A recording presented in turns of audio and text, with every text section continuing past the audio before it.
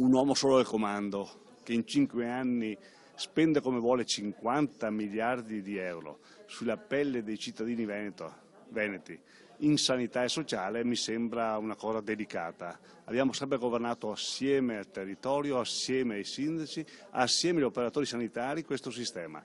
Troppi sono 50 miliardi, il Mose ne valeva solo 4. L'azienda zero non è altro che l'istituzione di Veneto Sanità, cioè un'azienda esterna a cui verranno affidati 8 miliardi e mezzo che governerà il sistema sociosanitario, espropriando di fatto il Consiglio regionale e le decisioni che competono a una regia politica.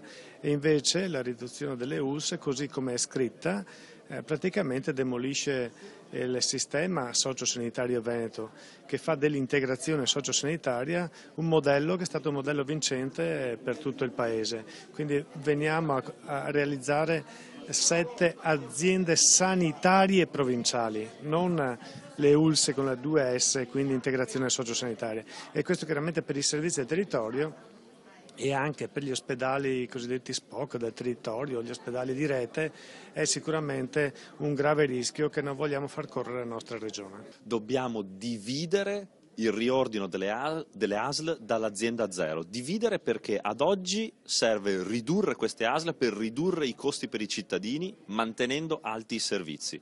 L'azienda zero la vedremo dopo, la vedremo poi, anche perché sinceramente non ci convince, non ci piace come modello. Quindi dividiamo le due cose e partiamo dai risparmi per i cittadini aumentando i servizi. Non vogliamo sicuramente andare verso una sanità come quella lombarda, vogliamo garantire che la regione, il pubblico e soprattutto anche il territorio con i sindaci possano ancora decidere di come agire, di come portare avanti una sanità che vuole essere eccellenza in Veneto. Come vedete il progetto Azienda Zero? È proprio per questo che noi abbiamo un dubbio: concentrare su una persona, su un'agenzia, quella che può essere la gestione della sanità, è fortemente pericolosa.